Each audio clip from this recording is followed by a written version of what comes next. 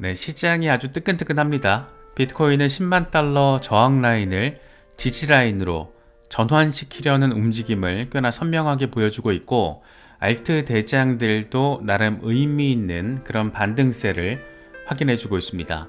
무엇보다 눈에 띄는 것은 어쩔 수 없는 것 같습니다. 이번 주는 거의 리플 주간이라고 해도 이상하지 않을 정도로 엄청난 퍼포먼스를 지금 선보여주고 있는데, 짙은 녹색을 보여주고 있는 종목들, XRP, 헤데라 해시그래프, 체인링크, 라이트코인이 지금 알트 ETF 중에 가장 먼저 출시가 될 가능성이 높다. 미국에서 그런 보도들이 많이 나오고 있거든요. 라이트코인 같은 경우가 또 이렇게 의미 있는 흐름을 만들어내고 있습니다. 에이다, XRP 이런 종목들은 또 트럼프 행정부 관련 테마다 보니까 나름의 반등세가 꽤나 선명하고, 무엇보다 XRP가 역사적인 고점을 만들어냈다라는 게 너무너무 반갑게 느껴지는 것은 어쩔 수 없는 것 같습니다. 비트코인, 트럼프 취임식이 다가오면 다가올수록 굉장히 짜릿한 흐름을 만들어내고 있다는 게 선명하게 포착이 되고 있습니다. 일단 암호화폐 행정명령은 사실상 100% 수준으로 취임식 날 펼쳐질 것 같다. 이런 얘기들이 지금 많이 나오고 있는데, 어떤 방식으로 또 어디까지 이번 중간 고점을 만들어낼 수 있을 것인가. 급격한 조정이 진하게 한번 올 수도 있는데, 이번 판에서는 그게 몇 퍼센트 수준이 될 것인가. 여러 가지 생각들을 갖게 만드는 그런 흐름들이 이어지고 있습니다. 공포 탐욕 지수는 하루 전과 동일한 75를 기록하면서 탐욕 단계가 이어지고 있습니다. 비트코인 도미넌스 같은 경우에는 75%대 중반에서 어리버리 치고 있는 모습 확인해주고 있습니다. JP모건이 참 재밌는 곳이긴 해요. CEO 같은 경우에는 비트코인 돌덩이다. 며칠 전에도 그런 얘기 했던데, 이번에 JP모건 리서치 팀에서는 비트코인 도미넌스가 올해도 고공행진을 벌일 것으로 전망된다. 이렇게 또 예측을 제시했습니다. 비트코인은 현물 ETF를 통해서 상당한 자금을 흡수하고 있다. 특히 개인 투자자 말고 기관 투자자들의 자금이 적지가 않다. 반면 이더리움 현물 ETF의 자금 유입 수준은 적은 수준이다. 마이크로 스트래티지는 총 420억 달러 규모의 비트코인을 매집하겠다라는 계획을 밝혔는데 아직 절반만 이루어진 상태다. 추가적인 가격 상승 동력이 충분히 남아 있다라는 것을 의미한다. 이렇게 긍정적인 가격 반등 가능성에 대해서 이야기를 하고 있습니다. 사실 알트 시즌을 기다리는 입장에서는 그렇게 반갑지 않게 느껴질 수는 있는데, 어쨌든 시장 전체의 대장이기 때문에 안정적인 흐름을 보여줄 수 있다는 것은 기대 포인트 가운데 하나다라고 생각하고 바라볼 수 있기에는 충분해 보입니다. 그러면서 이런 얘기를 해요. 미국의 각 주와 정부, 중앙은행들이 암호화폐를 준비금으로 축적한다라면 비트코인에만 집중할 가능성이 크다. 비트코인 레이어2 네트워크가 발전한다라면 스마트 컨트랙트를 지원하는 이더리움과도 플랫폼 경쟁을 벌일 수가 있다. 이렇게 이야기를 합니다. 사실 트럼프가 정말 비트코인을 전략 자산으로 실제로 액션을 해서 지정을 해버리면 그 이후 상황은 상당히 재미있을 것 같고, 이전 사이클 패턴과는 조금 다른 양상이 펼쳐질 수 있다라는 거, 그게 사실 지금 우리 같은 개미들이 대응하기 어려운 지점 중에 하나잖아요. 이 패턴의 반복성이 굉장히 중요한 시장인 건 알고 중요하다라고 생각을 하는데, 그럼에도 불구하고 이전 사이클엔 없었던 엄청난 변수들이 지금 들어오고 있고 현실화되고 있다 보니까 이전 사이클과는 조금 다를 수 있지 않겠느냐. 이럴 땐 어떻게 대응해야 될까? 좀 더 어렵게 느껴지는 그런 장세이기도 하다. 이렇게도 정리를 할 수 있겠죠.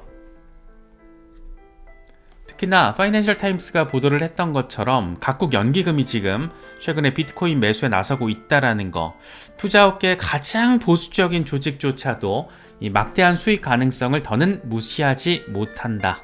이런 점을 보여주고 있는 것이다. 그런데 실제로 미국에서 비트코인이 전략 준비 자산으로 지정이 된다라면, 현실화 됐을 때 어떤 일들이 펼쳐지게 될 것인가. 이미 연기금들이 지금 움직임이 있는데 실제로 그렇게 됐을 땐 어떻게 될 것인가. 어느 정도 움직임이 어느 정도 가속도를 보이게 될 것인가. 참 굉장히 우리가 생각하는 것보다 훨씬 더 자극적인 상황이 펼쳐질 수도 있지 않을까, 그런 생각이 드는 것은 어쩔 수 없는 것 같습니다. 글래스노드, 비트코인 상승장은 아직 진행 중이다. 비트코인 미실현 손실 물량은 시장의 스트레스 정도를 파악하는 데 중요한 지표다. 역사적으로 상승장에서는 400만 BTC 미만이 손실 상태인데 초기 하락장에서는 400에서 800만 BTC가 손실 상태다. 지난주에 200에서 350만 BTC가 손실 상태로 전환됐지만 2024년 중반 저점 그때가 이제 400만 BTC, 이때보다 여전히 적은 수치다. 아직 상승 여지가 충분하다. 이런 얘기를 하고 있습니다. 21셜스 같은 경우에는 역시 비슷한 얘기인데 다른 근거 3가지를 통해서 이야기를 하고 있습니다. 실현 가치 대비 시장 가치를 의미하는 MVRV를 보면 현재 2.5에서 3 사이를 왔다 갔다 하고 있는데 이게 최대치가 7에 도달하기 위해서는 비트코인이 20만 달러를 넘겨야 된다. 두 번째, 미실현 순손실. 이게 0.75에 도달했을 때 과열 판단이 가능한데 아직이다. 장기 홀더 매도 리스크 비율을 보면 12월 중순에 0.4% 수준, 이게 0.8%는 됐을 때 시장이 과열된다는 것을 의미하는데 아직 아니다. 대체로 지금보다는 숫자들이 2배 정도는 돼야지 과열이라고 볼 수 있는 거잖아요. 2021년 시장을 경험하신 분들은 이 과열의 어떤 인텐스가 어느 정도인지 느껴보셨을 거잖아요. 이게 뭐 조금 올랐다 반등했다 와 이런 수준이 아니고 거의 막 헉소리 나게 반등도 나오고 헉소리 나게 폭락도 나오고 진짜 막 와 싶은 그런 거 있잖아요. 막 짜릿짜릿한 거, 막 정말 극도의 공포 아니면 극도의 환희, 그 유포리아 단계까지 가기에는 아직 멀었어. 그런 거 아마 체감적으로도 느끼시는 분들도 많이 계시지 않을까 생각됩니다. 21셜스의 맨매나, 트럼프 취임식이 임박한 가운데 주식과 암호화폐 모두 환상적인 랠리를 위한 기반을 만들고 있다. 인플레이션 데이터, 친암호화폐 정책 기대감, 기술적 분석 등 암호화폐에 유리한 환경이 조성되고 있다. 이건 투자자들에게 변혁의 시작을 알리는 신호탄이고 위험자산이 신고점을 기록할 준비가 됐다는 것을 보여준다. 특히 연준이 소비자 물가지수를 고려해서 앞으로 비둘기파적인 모습을 보일 가능성도 커졌다. 이에 따라서 위험자산이 혜택을 받게 될 것이다. 이건 인플레이션 데이터 몇 개만 더 보면 연준에서도 방향성이 좀 더 명확하게 제시가 되지 않을까, 그런 생각이 듭니다. 마이클 맥클론 같은 경우에는 조금 조심할 필요도 있는데 라는 얘기를 해요. 이 거시경제적 상황의 변화와 올해 미국 연준이 예상보다 금리를 덜 인하할 거라는 우려로 인해서 비트코인 10만 달러 저항선이 지금 지지선으로 전환되지 못할 수도 있다.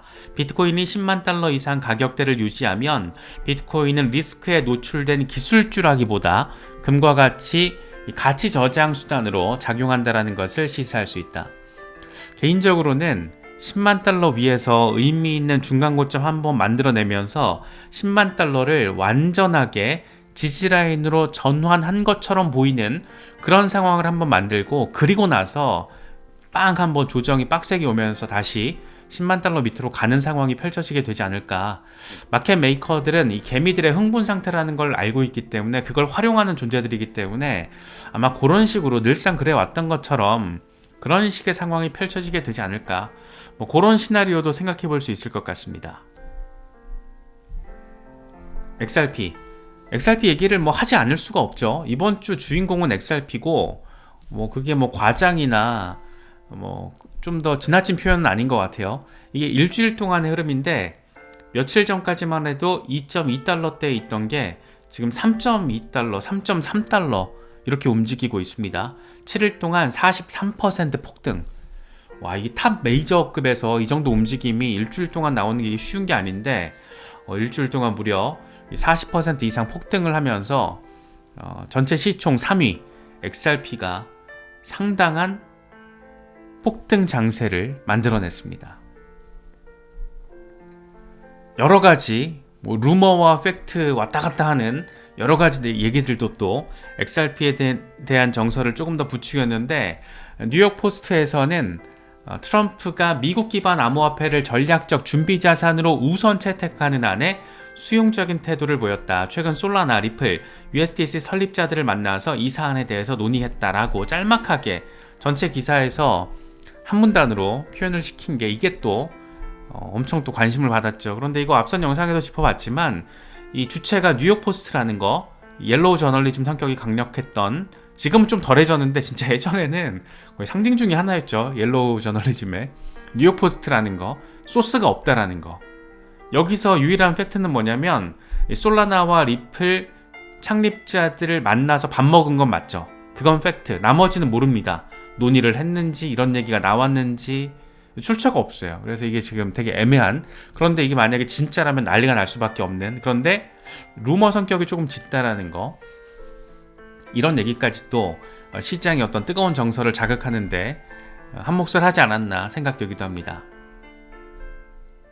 코인데스크는 이런 내용에 대해서 터무니없다, 이런 식의 인터뷰 멘트를 실었더라고요. 레커 캐피탈의 창립자 퀸 톰슨 같은 경우가 상당히 직설적인데, 터무니없는 생각이다. 정부는 벤처 캐피탈리스트의 스타일 같은 이런 베팅, 이런 걸 알트코인에 해서는 안 된다. 결코 실현되지 않을 것이다. 야, 이건 도박이지, 말이 돼? 이거 안 하니까 말이 안 돼. 터무니없다. 앤서니 조르지아데스, 이노베이킹 캐피털. 미국이 혁신을 이끄는 것은 매우 긍정적으로 보이지만 디지털 자산의 국유화는 블록체인 경제의 탈중앙성을 해칠 수 있다. 현재로서는 순수하게 탈중앙화된 토큰은 비트코인 하나뿐이다. 비트코인 말고 다른 걸 국유화한다? 전략자산으로 해서 매수한다? 이거 좀 너무 나갔지, 이거 아닌 것 같아, 라는 얘기를 하고 있습니다. 개인적으로도 지금 사회 전체적으로 봤을 때, 정치권 정책 전체적으로 봤을 때, 행정부의 정책적인 면을 봤을 때 비트코인 말고 다른 알트코인을 비트코인보다 먼저 전략자산으로 지정하는 거는, 이건 조금 나간 거죠. 뭐 리플이든 솔라나든 그렇게 된다면 너무 좋겠지만, 그건 이제 홀더들의 기대감의 영역이고, 실제로 사회 전체적인 영향과 관점에서 봤을 때는 비트코인이 우선적으로 지정되는 게 맞고, 그 이후의 상황에 따라서 알트코인들이 추가되면 정말 좋겠지만, 이거는 순전하게 암호화폐 투자자 입장의 관점인 거고, 일반적인 상식의 관점에서는 아직 너무 빠른 얘기다라는 생각이 좀 듭니다. XRP 가이, 지금의 상황을 좀 객관적으로 잘 정리를 해놨어요. 이제 겨우 1단계를 거치고 있을 뿐이다. XRP 뭐 폭등했지만 겨우 1단계야. 스테이블 코인 RLUSD가 출시됐고, 트럼프 취임식 앞두고 있고, 갠슬러 이제 쫓겨나고, 리플 소송 머지않아서 종료될 가능성 높고, 알트 시즌 시작될 가능성 높고, 리플은 대형 은행들과 파트너십을 계속해서 맺고 있고, XRP ETF 승인 가능성 매우 높고, 이런 엄청난 재료들이 남아있어 라는 얘기를 하고 있습니다. 물론 이제 사실 엄청 폭등을 했고 역사적인 고점을 지금 찍었기 때문에, 저 개인적으로는 지금부터의 가격, 뭐 3달러 이후 4달러, 5달러, 뭐 10달러 이런 큰 숫자들 있잖아요. 그거는 이제 미지의 영역이다라고 생각을 하고 있습니다. 이제부터는 마켓 메이커들의 판단과 고래들, 특히 고래들의 아마 평단가는 상당히 낮잖아요. 원화로 치면 1,000원 아래일 거란 말이에요. 이미 4배 이상 수익을 낸 상황이기 때문에 고래들이 언제 차익 실현할지도 굉장히 중요한 포인트 지점이고, 중간에 한번 물량 던질 수도 있고, 이런 여러 가지 호재들 속에서도 한 번씩 출렁일 수 있기 때문에 너무 이렇게 막연하게 계속 간다, 계속 오른다, 이런 생각은 좀 위험할 수 있습니다. 그러니까 이 위험하다라는 게 안 좋다라는 게 아니고, 리스크 매니지먼트 관점에서는 썩 그렇게 좋지 않을 수 있다라는 거죠. 그래서 나름의 전략과 관점에 맞춰서 대응을 하시면 어떨까 싶어요. 지금 아마 XRP 매도해야 되나? 어느 정도 매도해야 되나? 이런 거 고민하시는 분들 많으실 텐데, 계획을 미리 세워놓으신 분들은 이미 다 차근차근 계획에 맞춰서 행동하셨을 거고, 그게 아니신 분들은 리스크 매니지먼트의 관점에서 한번 생각을 해보셔도 좋을 것 같습니다. 저는 이제 4달러 이상부터는 거의 미지의 영역으로 보기 때문에 그냥 좋습니다. 이미 충분히 좋고, 더 큰 물론 목표 가격대는 있지만, 전 개인적으로는 많이 차익 실현했어요. 이미 가지고 더 남아있긴 하지만 상당 부분을 차익 실현했고 좀 조정이 올 때마다 뭐 추가 매수도 하고 있고 뭐 이렇게 하고 있어서 저는 이렇게 특정 종목 하나에 막 목매달고 이러면은 이게 큰 플러스가 될 수도 있지만 큰 마이너스가 될 수도 있더라고요. 경험적으로는. 너무 이렇게 특정 종목, 특히 지금 막 신규로 살까 말까를 고민하시는 분들이 제 주변에도 있는데, 저는 그냥 떠난 기차는 쳐다보지 말고 아직 안 떠난 괜찮은 친구들을 살펴봐라 라고 얘기를 합니다. 그래서 아마 대부분 이게 어떤 의미인지는 이해하실 거예요. 그래서 지금은 기존에 마음고생 하셨던 0.5달러, 0.6달러대를 잘 견뎌내신 그때 매수하셔가지고 그런 분들의 환희의 영역이지, 이제 막 조금 뭐 한 10%라도 노려볼까 라고 바라보기에는 이미 너무 큰 폭등을 했기 때문에 뭐 더 폭등할 수도 있겠죠. 중간 조정 없이. 근데 그건 알 수는 없으니까 그냥 객관적으로 상식적인 관점에서는 신규로 접근하시는 분들은 떠난 열차보다는 떠날 가능성 높은 열차를 찾아보시는 것도 좋은 어떤 전략이 아닐까 생각이 됩니다. 그래서 XRP 홀더분들은 아마 더 고민이 많으실 거예요. 너무 빨리 폭등을 해버려가지고. 그래서 여러 가지 상황들 잘 참고하셔가지고 개인의 전략과 스탠스에 맞춰서 현명하게 잘 대응하시면 좋겠습니다. 일단은 수익화를 해야지 내 거잖아요. 저는 그런 관점이 되게 중요하고, 너무 일찍 팔아서 아쉬운 거 뭐 그런 거 저는 없더라고요. 일단 수익화 되면은, 누가 그러던데 가장 크립토 시장에서 중요한 격언은 익절은 무조건 옳다. 상당히 동의합니다, 저는. 그래서 정말 엄청난 고래 사이즈의 저가 매수를 하신 분, 저가 매집을 하신 경우가 아니라면 지금 단계에서는 조금 잘 판단하시고 대응하시는 것도 어떨까? 리스크 매니지먼트의 관점에서 잘 고민해 보시면 좋을 것 같습니다. 여러 가지 소식들 잘 참고하실 수 있으면 좋겠습니다.